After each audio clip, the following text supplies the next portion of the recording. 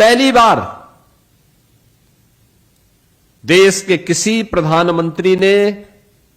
देश के किसी यशस्वी नेता ने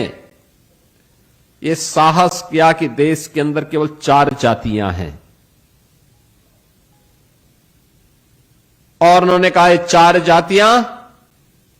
एक गरीब की है, एक आधी आबादी महिलाओं की है, एक युवा की है, एक अन्नदाता किसान की है। आपने देखा होगा इन चारों को अपने राजनीतिक एजेंडे का हिस्सा बना करके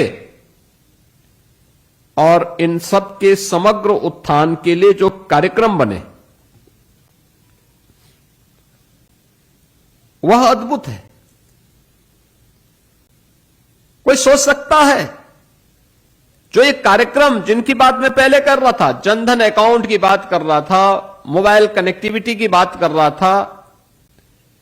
इंफ्रास्ट्रक्चर में रोड कनेक्टिविटी हो, रेल कनेक्टिविटी हो, पब्लिक ट्रांसपोर्ट के लिए मेट्रो की सुविधा हो,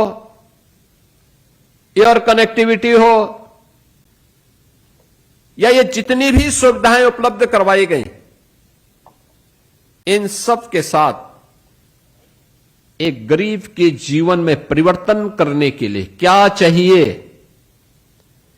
कैसे उसका सस्टेनेबल विकास हो सके, केवल रेवड़ी संस्कृति नहीं, एक सस्टेनेबल विकास का मॉडल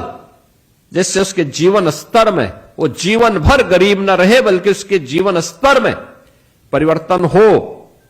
यह पहली बार देखने को मिला। जब स्वतंत्र भारत में, अनुमान करिए, जब मोदी जी ने देश के अंदर सत्ता की बागडोर संभाली थी, तब देश के अंदर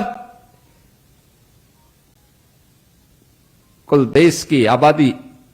120 करोड़ थी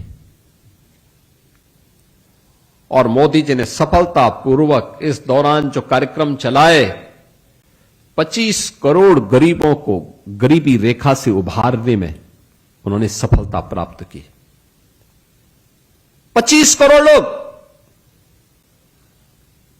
दुनिया के अंदर कितने देश हैं जिनकी आबादी 25 करोड़ है? केवल 3 देश, भारत, चीन और अमेरिका। यानी 25 करोड़ लोग भारत के अंदर गरीबी रेखा से उबर करके उन्होंने सामान्य नागरिकों के रूप में अपने जीवन यात्रा को आगे बढ़ाया है। उनके घर में कोई ना कोई कमाने वाला है, एक निश्चित कमाई है, और अगर मोदी जी ने देश के अंदर इन कार्यक्रमों को चलाया है तो उसका सर्वाधिक लाभ यूपी जैसे राज्य को प्राप्त हुआ। यूपी देश की सबसे बड़ी आबादी का राज्य, पहचान के लिए मोहताज, जिस राज्य में